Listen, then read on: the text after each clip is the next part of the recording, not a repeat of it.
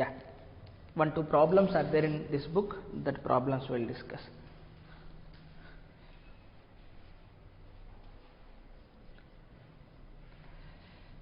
Let us take the problems. మన బుక్లోనే ఉన్నాయి, text బుక్లోనే simple problems. ఇంకా కాన్సెప్ట్ మొత్తం క్లియర్ చేస్తాయి.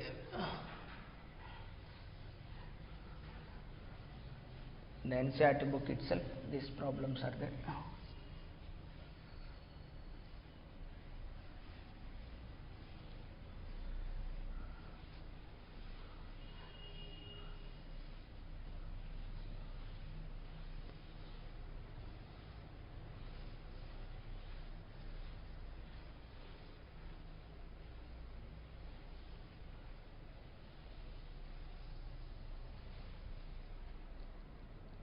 Yeah, see the problem. NCERT book page number 191. NCERT book page number 191, question number 5.10. This is the example 5.10. Good question.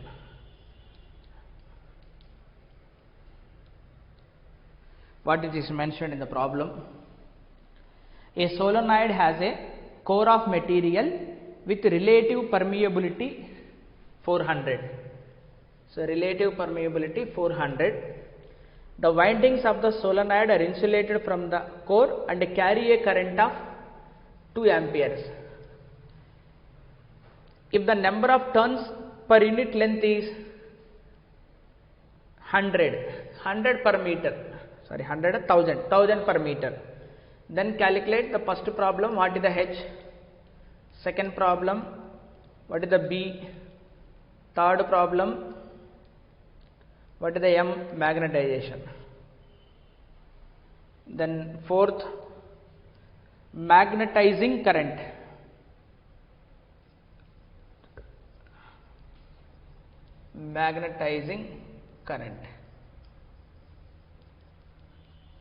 IM. Okay, so this is the problem they have asked. So let us see how to do it. Solenoid ఉందంట, ఆ solenoid ప్రాబ్లమే మనం discuss చేసాం. This is carrying a current I, దాని లోపల ఒక material పెట్టారు. This is the material they have placed inside the solenoid. అలా ఓకే, ఇప్పుడు చూద్దాం. ఫస్ట్ ప్రాబ్లం హెచ్ కనుక్కోమన్నారు. హెచ్ డైరెక్ట్గా వచ్చేస్తుంది. What is H will be is equal to n into I. So number of turns per unit length will be 1000, number per unit meter. Current will be, windings లో వెళ్తున్న current 2 amperes. So 2, that is ampere meter inverse. So H will be is equal to 2 into 10 cube రాద్దామా, 2 into 10 cube ampere meter inverse. Let us go for the second question. What is the B? So B is equal to mu H, అంతే కదా, డైరెక్ట్గా ఎట్లానే ఉండాలి. So mu by mu naught అంటే relative permittivity. So B is equal to ఏం రాయొచ్చు, mu R into mu naught into H, ఎందుకంటే వాడు మనకు రిలేటివ్ పర్మిటివిటీ ఇచ్చాడు. ఓకే, సో అప్పుడు B is equal to relative permittivity ఏమో 400, మ్యూ నాట్ వాల్యూ 4π ఇంటూ 10⁻⁷, అంతే కదా. సో హెచ్ వాల్యూ ఇందాక అనుకున్నాం 2 ఇంటూ 10 క్యూబ్, అంతేనా, Tesla. Obviously unit will be Tesla. So దీని నుంచి నాకు B ఈజ్ ఈక్వల్ టు ఏం వస్తుంది, 4 పవర్స్ చూద్దాం. ఇక్కడ 2 ఉంది, ఇక్కడ 3 ఉంది, 5 ఉంది. సో 5 పోతే 10⁻² మిగులుతుంది. 10⁻² మిగలడం అంటే కిందికి 100 రావడం. ఇక్కడ 2 మిగిలింది, ఇక్కడ 4 మిగిలింది 8, ఇక్కడ 4 మిగిలింది 32π. So 32π Tesla. పై అప్రాక్సిమేట్లీ 3.14 అనుకో, ఎంత వస్తుంది answer? What is approximately B value will come. So చూద్దాం.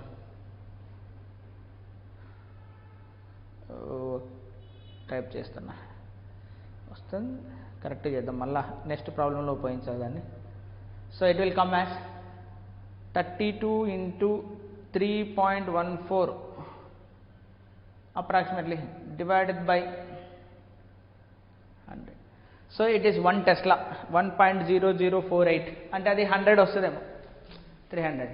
So this will come as 1 Tesla. Okay, let us go for the third question. What is the third question will be magnetization. So magnetization ఎలా వస్తుంది? m vector will be ఎలా వస్తుంది? xi into H. మరి xi తెలియదు కదా.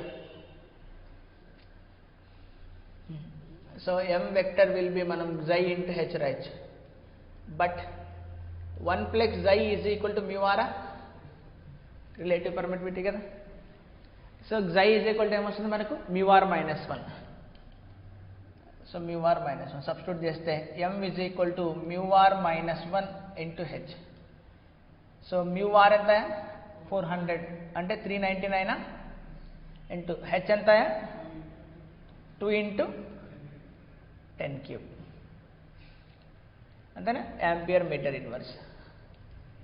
So m will be is equal to 399 into 2 ఎంత వస్తుంది? Approximately 399 into 2. So 400 into 2 800 అన్నట్టు. ఇంకా 399 ఇంటూ 2 798.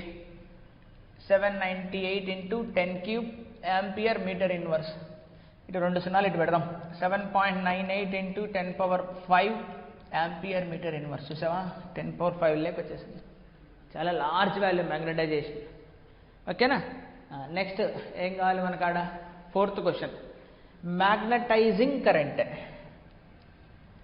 అంటే ఇక్కడ బీలో B is equal to B naught into magnetization వల్ల వచ్చింది కదా.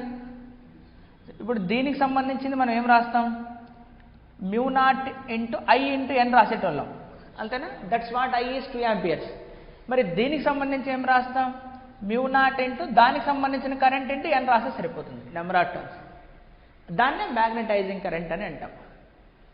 సో ఇప్పుడు మనకు బిఎం ఈజ్ ఈక్వల్ టు ఏం రాస్తాం మనం జనరల్గా? BM is equal to so M into H, అదే కదా.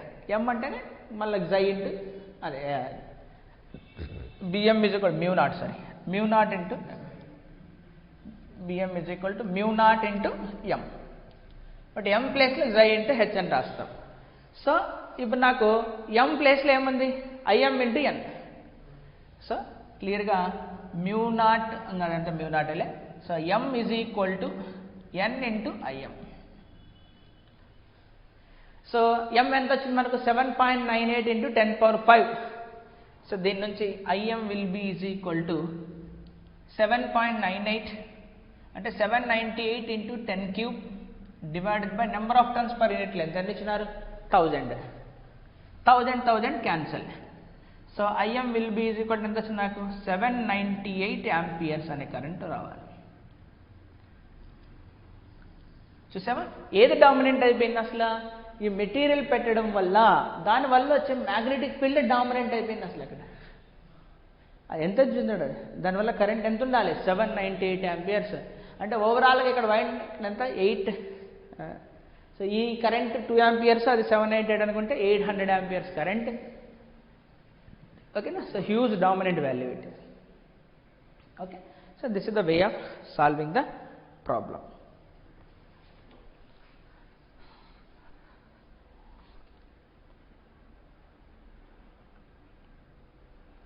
Yeah, erase chedana.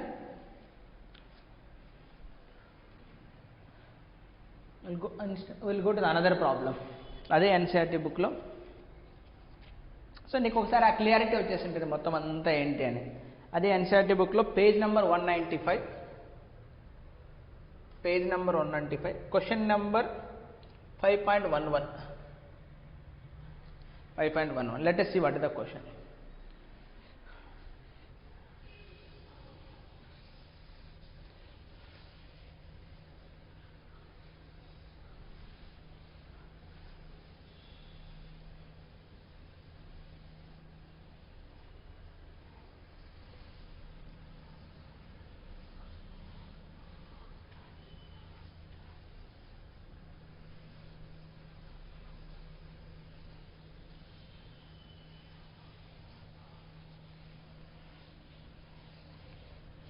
The question as follows. It's a good question. A domain in a ferromagnetic iron is in the form of a cube of side 1 mm. అంటే domain యొక్క dimension ఇచ్చాడు. So domain ఎలా ఉందంటే ఇప్పుడు cube లాగా ఉందంట. Domain is in the form of a cube.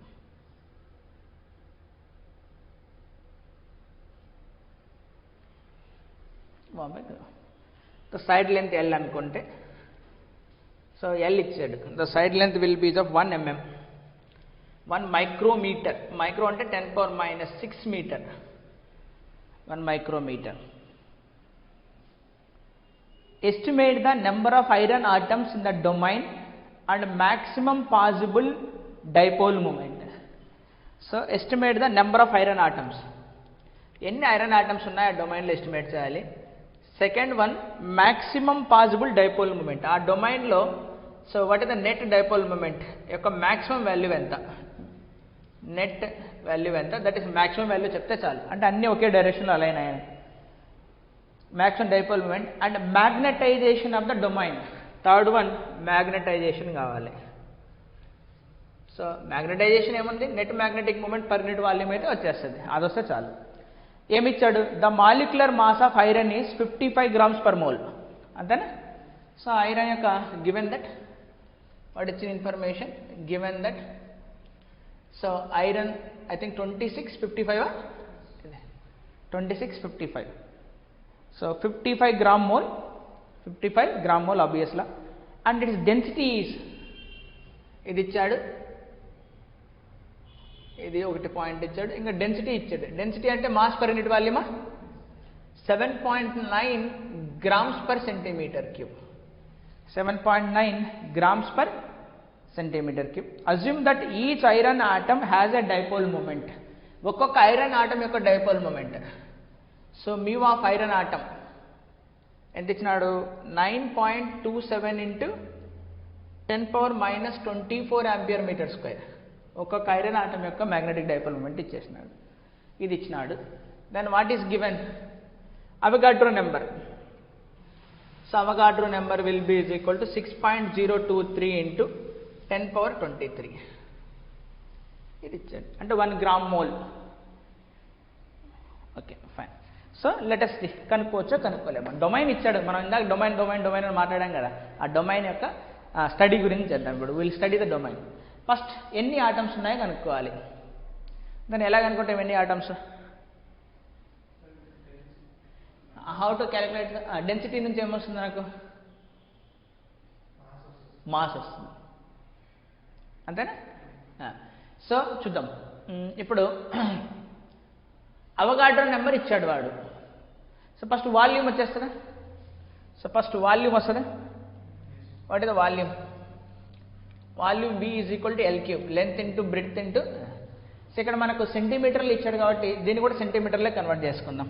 1 meter is equal to 100 centimeters, అంటే 10⁻⁻4 centimeters. This is 10⁻⁻4 centimeters.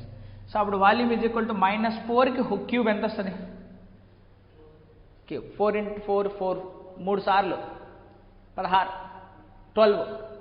So 10⁻⁻12 centimeter cube volume వచ్చింది. So 10⁻⁻12 centimeter. నెక్స్ట్ ఆ తర్వాత ఏం చేద్దాం మనం, ఇప్పుడు డెన్సిటీ ఇచ్చినాడు కదా, దాని నుంచి మాస్ కనుక్కోవచ్చా మనం. సో డెన్సిటీ నుంచి మాస్ కనుక్కోవచ్చు. డెన్సిటీ అంటే ఏంటి, mass per unit volume. So mass of iron will be is equal to density of iron into volume of iron. So mass density ఎంత ఇచ్చారు ఇక్కడ, 7.9 grams per centimeter cube. So volume ఏమొచ్చింది మనకు 10⁻⁻12 centimeter cube. So centimeter cube cut. So mass I got is 7.9 into 10⁻12 gram, ఎంత వచ్చింది. So Avogadro number ఇచ్చాడు. So Avogadro number యొక్క meaning ఏంటి, what is the meaning of Avogadro number మనకి అంటే 55 grams is equal to this many molecules, అంతేనా. 55 గ్రాముల ఐరన్లో ఇన్ని ఉన్నాయి.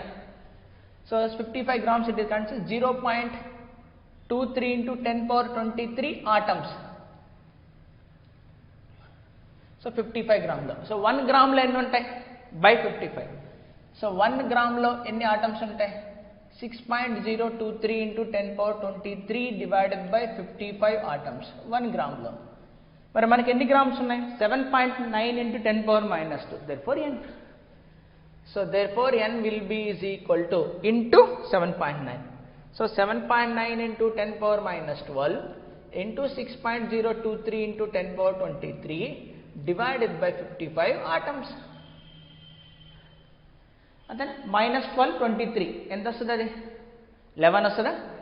So 11. So n will be is equal to 7.9 into 6.023 divided by 55 into 10 power 11 atom. Now calculate with the calculator ఎంత వస్తుందో చూద్దాం.